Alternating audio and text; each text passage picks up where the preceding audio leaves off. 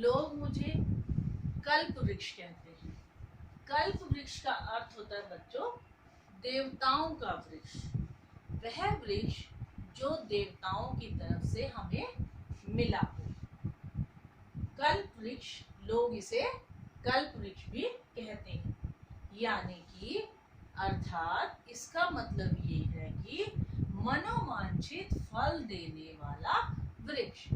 मनोवांछित का अर्थ होता है बच्चों मन की इच्छा के अनुसार फल देने वाला वृक्ष, जो हमारे मन में हो और अगर वो हम चाहें और वो हमारी चीज पूरी हो जाए तो उसे कहते हैं मनोवांछित।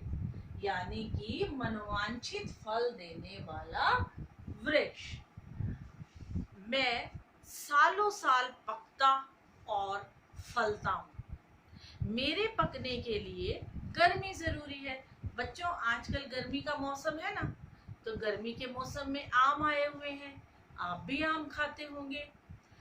जिस समय उत्तर भारत में सर्दी का मौसम होता है उन दिनों दक्षिण भारत में गर्मी का मौसम होता है, इसलिए उन दिनों आम दक्षिण भारत और मुंबई में फला करता है और दूर दूर तक ले जाकर बेचा जाता है। मेरी अनेक प्रजातियां हैं और प्रत्येक को अपनी विशिष्ट महक और स्वाद के कारण जाना जाता है। मेरे विभिन्न आकारों और प्रकारों के कारण और स्वाद के कारण अलग अलग प्रकार से इसमें अंतर किया जाता है। मैं एक बेर की तरह छोटा सा भी हो सकता हूँ और 2.5 किलो का बड़ा सा भी हो सकता हूँ। और कुछ आम मीठे होते हैं और कुछ आम बच्चों थोड़ी सी खटास लिए हुए भी होते हैं। मुख्य रूप से हापुस, तोतापरी, लंगड़ा, सिंदूरी, मालदह, जाफरानी, केसरिया आदि प्रजातियां बहुत प्रसिद्ध हैं, अर्थात बहुत फेमस है, मशहूर है। आप मुझे 2 वर्गों में भी बांट सकते हैं, कलमी और बीजू।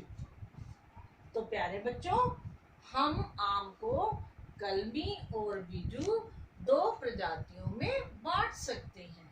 बच्चों अब मैं आपको बताऊंगी कि कलमी आम किस प्रकार तैयार किया जाता है और बीजू आम किस प्रकार तैयार किया जाता है, क्योंकि आम के 2 प्रकार है ना, मैंने अभी अभी आपको बताया है।